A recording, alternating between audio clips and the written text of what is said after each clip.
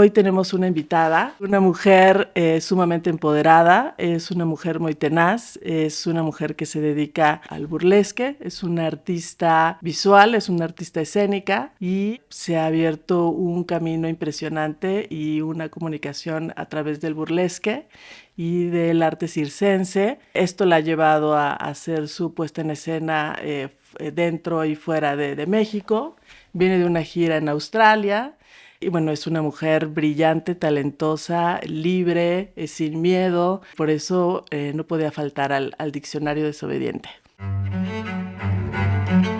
Diccionario Desobediente, volumen 1. Desobedecer es a veces la forma más fiel de cuidarse, de honrarse, de comenzar a vivir según una misma. No según lo esperado, porque a veces lo más valiente que podemos hacer es no obedecer.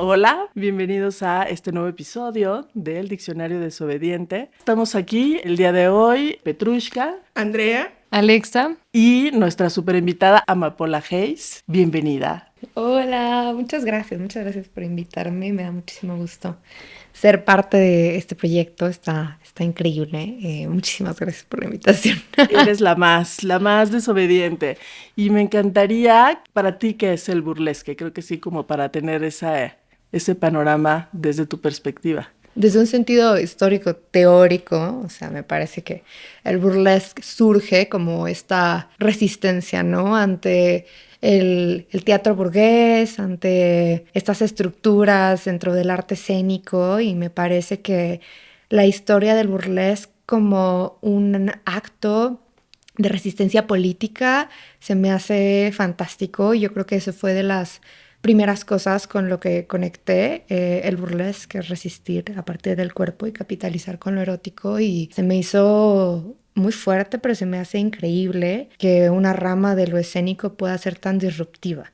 y pueda ser tan rica, ¿no? Pueda ser tan satírica, pueda ser tan versátil. Creo que me parece que en ese sentido para mí el burlesque ha representado una herramienta muy versátil para mi desarrollo como artista escénica. O sea, creo que fue algo que en su momento, cuando yo lo encontré, como ese empujoncito que yo necesitaba para seguir creciendo como artista, para seguir formándome, para atreverme a hacer cosas que me daban mucho miedo, para reconocerme a mí misma dentro del escenario, como más allá de un cuerpo con capacidades físicas. Creo que el burlesque me dio una capacidad de agencia en escena muy fuerte, me dio una presencia, me dio una voz. Y un empoderamiento brutal. Así siento que es como un ejercicio muy, muy íntimo y que al final te empodera explosivamente, ¿no? Yo que te he visto haciendo el burlesque, que se me hace así espectacular la forma en que lo llevas y la forma tan profesional y cómo has evolucionado y cómo has crecido también en este ambiente. Ha sido un camino muy bonito y muy inesperado. Creo que yo no esperaba que esto iba a convertirse en mi vida. No esperé, jamás me lo imaginé, que un tallercito que estaba tomando online en mi cuarto y un showcito que yo armé en mi cuarto, de repente un día me iba a estar llevando al otro lado del mundo. Creo que eso es algo muy bonito y creo que eso es algo que me llena mucho el corazón, y pienso un poco como en la Amapola de hace 4 o 5 años, y es como me da muchas ganas de abrazarme a mí misma y decir como, oye, o sea, es que esto funcionó, ¿no? O sea, estamos cumpliendo nuestro sueño, y me parece que eso es muy chido, o sea, se siente muy bien. Y de ahí vienen tus palabras, supongo. Sí, creo que el recato, justo yo lo aprendí a partir de una moralidad familiar, a partir de estos valores como de niña buena. Y me parece que todo esto lo desafié el día que el burlesque llegó a mi vida, y gracias al burlesque saqué el recato de mi cuerpo, y me parece que a partir de eso tuve una voz conmigo misma. Y creo que también la pasividad en ese sentido la aprendí, ¿no? A partir de estas imposiciones sociales que a todas nos hacen, ¿no? A todas las mujeres, a todas las entidades que no entramos dentro de este estereotipo hombre cis heterosexual, que bueno, necesitamos ser resueltes por terceros, y pues que no es así, ¿no? O sea, creo que en ese sentido el haberme apropiado de mi cuerpo con acciones, ¿no? Como acciones contrasexuales o acciones eróticas, pues son el motor de mi vida. Y creo que este motor me ayuda todos los días para construir una realidad que yo estoy eligiendo. Y a partir de un momento tan tenso en la humanidad que fue la pandemia, ¿no? Al final encontraste este espacio. Sí, yo sí creo que, bueno, como a todos, ¿no? La pandemia nos cambió la vida para bien y para mal, pero me parece que para mí sí fue un parteaguas en la manera en cómo me percibí a mí misma y la relación que tenía con mi cuerpo y con mi erotismo. O sea, creo que sí fue un antes y un después la manera en cómo yo me empecé a relacionar conmigo. Fue lindo, fue un proceso fuerte como el darme cuenta que esa sexualidad que yo sentía tan mía realmente no era así. Realmente era como un constructo de cosas aprendidas que yo nunca me había cuestionado. Entonces me parece que el haber encontrado a lo erótico desde este lugar, como esta fuerza que nace a partir de cada una de nosotras, fue una confrontación dura, pero fue un resultado muy amable. Y en un país así, ¿no? ¿Qué tal?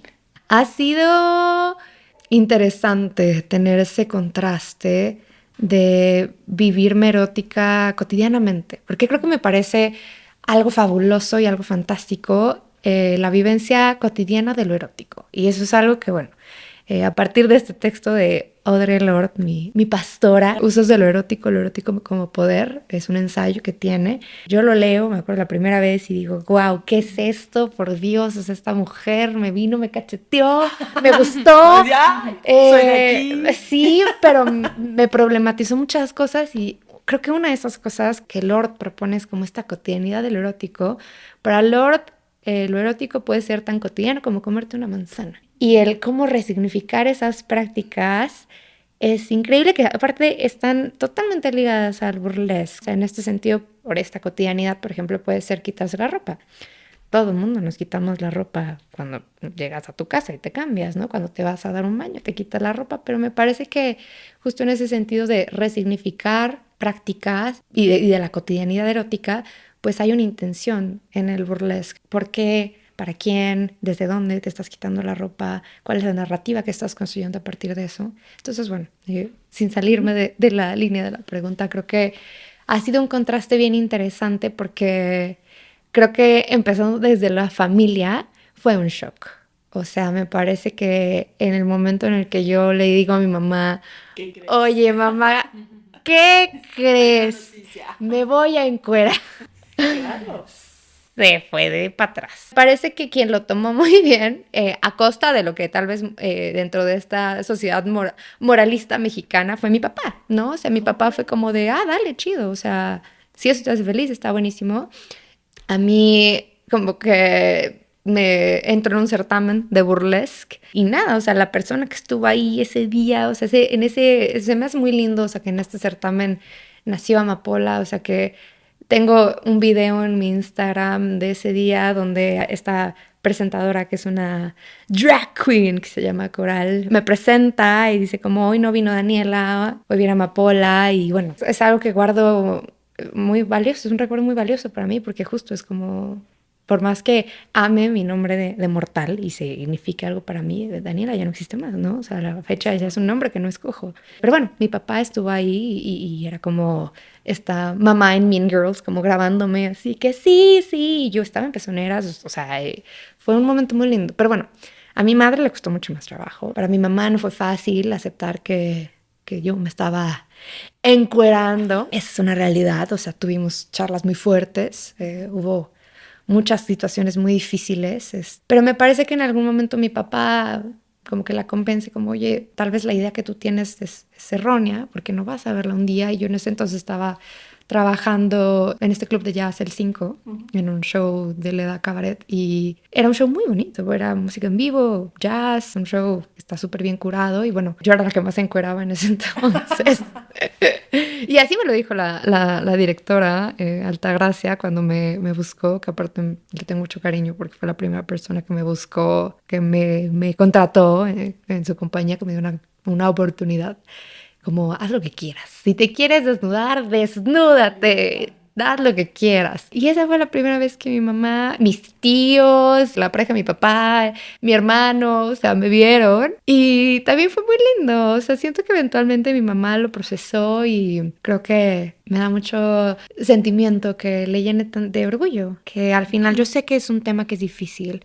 Yo sé que con la formación que ella tuvo dentro de estos valores mexicanos, no es fácil que una mujer viva su erotismo de una manera tan pública. Me parece que justo con esta familia que tengo en el norte del país, pues es algo que no se toca, no es un tema que no se habla y la verdad es que a mí no me importa, o sea, no tengo que esconderlo ni nada. Y me parece que creo que en un sentido de público ha sido una cosa bien interesante porque creo que ser percibida a partir de distintas miradas también es muy interesante. Me parece que el público queer y disidente es increíble, es el mejor público que pueda haber. Te empodera un montón, tienes este feedback constante. Es una mirada de deseo, pero que está construida desde otro lugar. La mirada disidente es muy bonita. Porque creo que hay un reconocimiento del otro, pero hay una celebración. Es muy linda. Sin embargo, me parece que yo he tenido la grata fortuna de trabajar para muchas compañías en la ciudad y a veces no siempre hay un público disidente, ¿no? O sea, a veces no siempre hay un público que sean solo mujeres, ¿no? Entonces, de repente a mí en algún momento,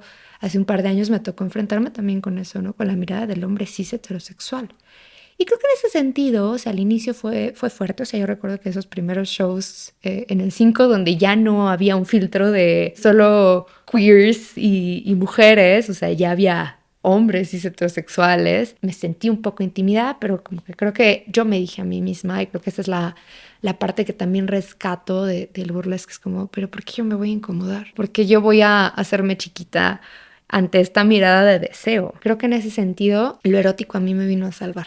Para mí el erotismo me empoderó de una manera como de, ay, pues qué bien que me estés viendo, o sea, siéntate y apláudeme, o sea, qué bien. Tú tienes el control. Claro, o sea, yo estoy en control de esta situación. A lo largo de ir haciendo carrera dentro del burlesque, pues también es como irse encontrando con venues diferentes y públicos diferentes y que a veces va a ser así. Pero creo que también es importante recordar que tú eres la que está en control de tu cuerpo y tú eres la que está en control de cómo recibes esa mirada de deseo. Y creo que a mí, al menos de una manera personal, el entender al deseo hegemónico patriarcal como este implemento ideológico fue muy valioso porque a mí no me interesa construirme desde ahí. O sea, me parece que yo como una mujer lesbiana, o sea, construyo mi imaginario erótico desde otro lugar y le doy peso y valor a otro tipo de miradas. En ese sentido es como, qué bien que estés mirando.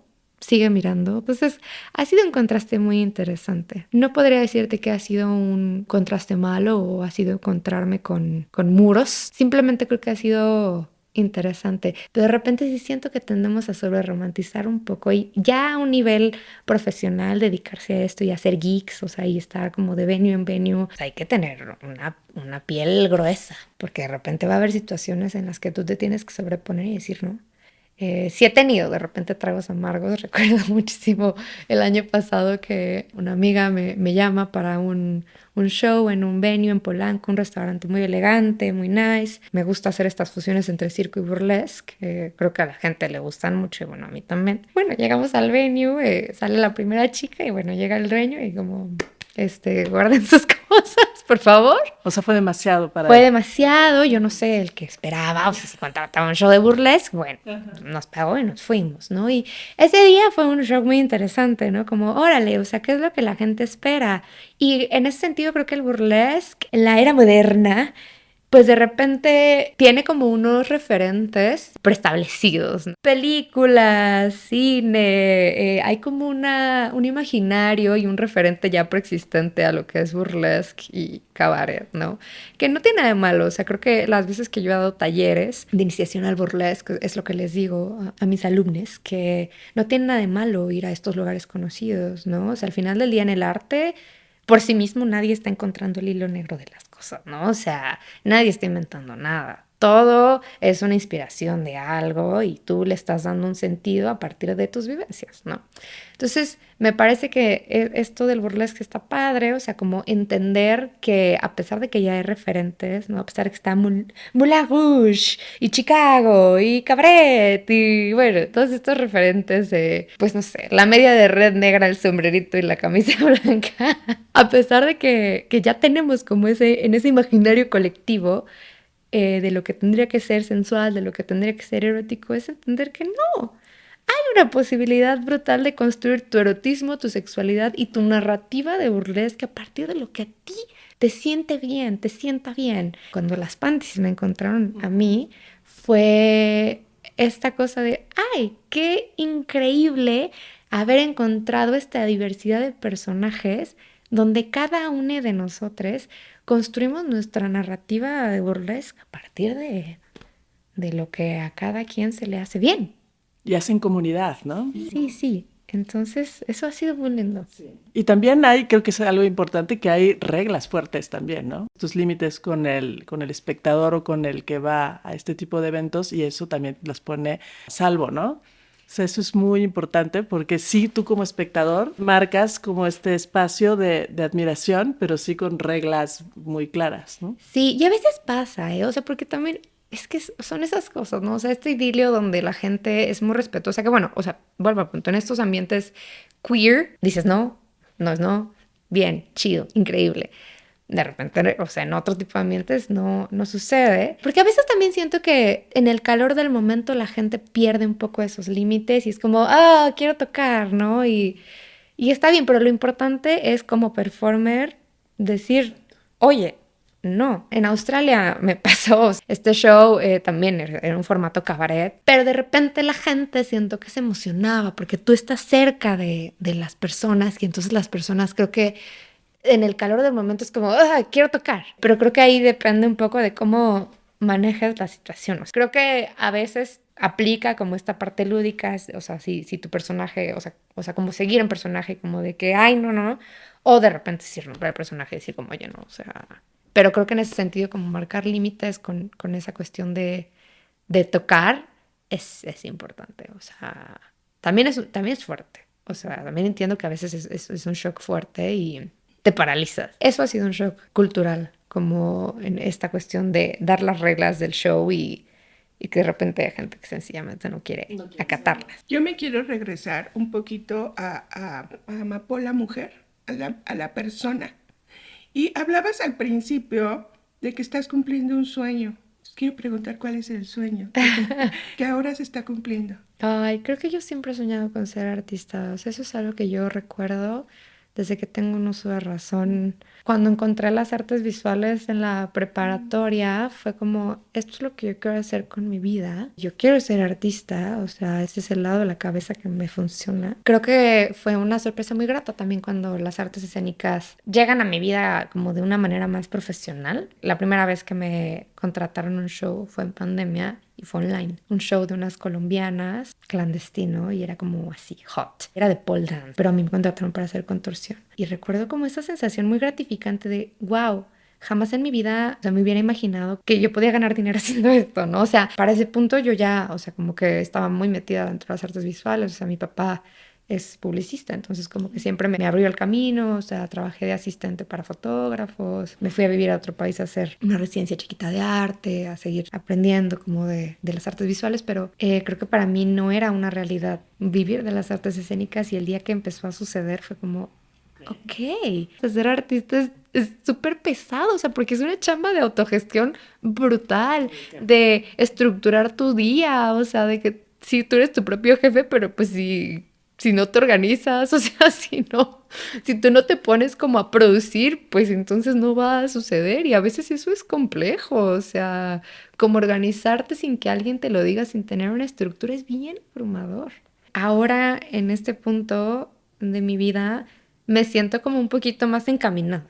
O sea, sí siento que ser artista es muy abrumador porque es una incertidumbre brutal. O sea, todo el tiempo estás incierta de qué es lo que va a pasar. Sí, la autogestión. Entonces, creo que en ese sentido ahorita me siento como un poco más encaminada, ¿no? O sea, como, bueno, tal vez no sé qué va a pasar, pero sé que lo que estoy haciendo me va a llevar a algún lugar. O sea, lo que noto en ti es que aparte de ser muy empoderada, o sea, no eres un personaje, o sea, eres congruente todo el tiempo con lo que eres en escena y eso está increíble. Desde que pones un pie, eres amapola. Y otra cosa, en varias ocasiones vas diciendo, es que llegó a mí. Y más bien es regresar, ¿qué había en ti que anhelaba que llegara a eso? Que lo pudiste tomar, porque si no hubiera pasado. Siempre he tenido una sensibilidad artística muy fuerte. O sea, creo que siempre he sido muy afín a las artes. Me parece que desde que soy niña, mi círculo familiar como que fue propicio para explorar ese lado. Si no eran clases de danza, eran clases de dibujo, pintura, piano, nos hacían leer mucho. Siento que esa afinidad a las artes siempre estuvo ahí, como que dentro de este palpitar, me parece que yo solo abrí el canal. Para mí fue muy lógico y muy congruente dedicarme a algo relacionado a las artes. Siempre he sido muy, muy bruta para cosas de racional, números, o sea, yo...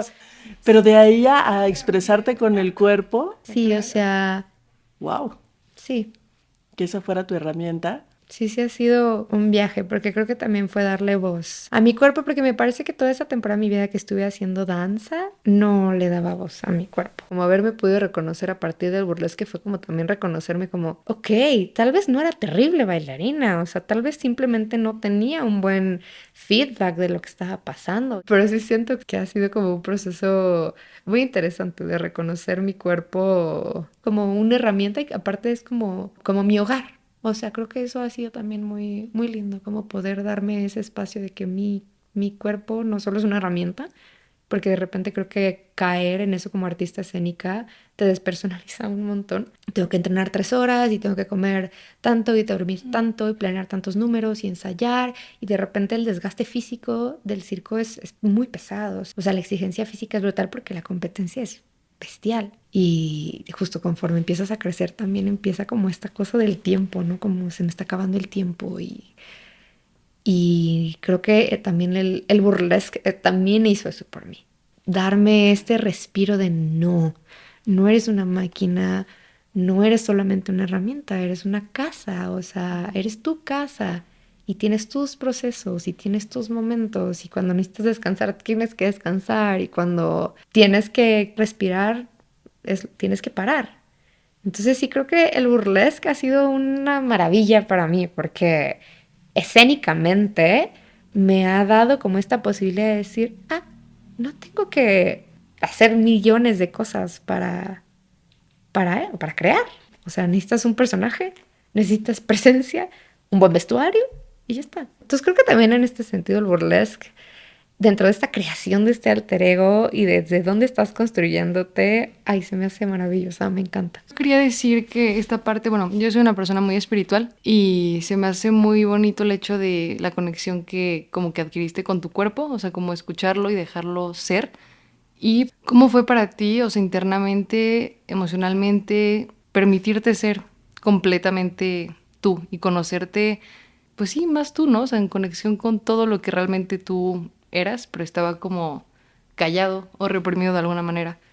Fue muy sanador esta hiperfeminidad que ahora me gusta vivir. O sea, este personaje hiperfemenino que es Amapola es como el resultado de eso, ¿no? Como de ir tomando como todas estas cosas y resignificarlas. Esta cuestión como super girly de cómo tendría que ser una mujer a partir de ciertos estereotipos se me hace muy, muy cool porque no siempre fue así. En esta cuestión de las expresiones de género, yo también pasé por un proceso, ¿no? Como de no saber cómo construirme, no saber desde dónde construirme, de no reconocerme, de sentirme muy ajena, ¿no? Creo que en algún punto de mi vida intenté salir con hombres también y entonces era como, ay, es que me siento muy ajena porque me siento como dentro de esta imposición heterosexual normativa, me siento muy masculina y entonces me tengo que hacer chica y como tengo que ser más femenina y lo que la feminidad dentro de esta sociedad implica es como esto, ¿no? O sea, el recato, la pasividad.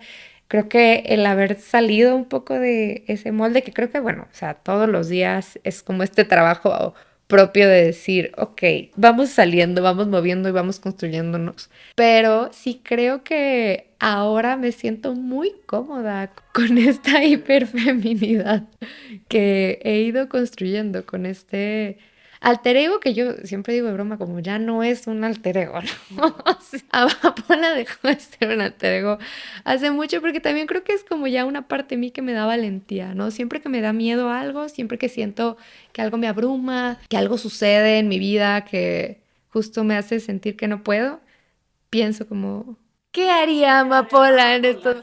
No sé, o sea, lo vivo un poco y lo comparto como a raíz de esta ruptura amorosa que tuve, que fue muy fuerte, o sea, fue muy fuerte, yo sentí que me moría. Y verme al espejo como ya arreglada y decir como, sí, sí voy a poder, tal vez yo no voy a poder, pero Amapola sí va a poder. Y claro, funcionó, ¿no? Y creo que eso ha sido muy lindo, o sea, esa ha sido como la parte más bonita de crear este alter ego de repente, cuando necesito valor, cuando no me siento increíble conmigo, es como, no, Amapola no haría eso.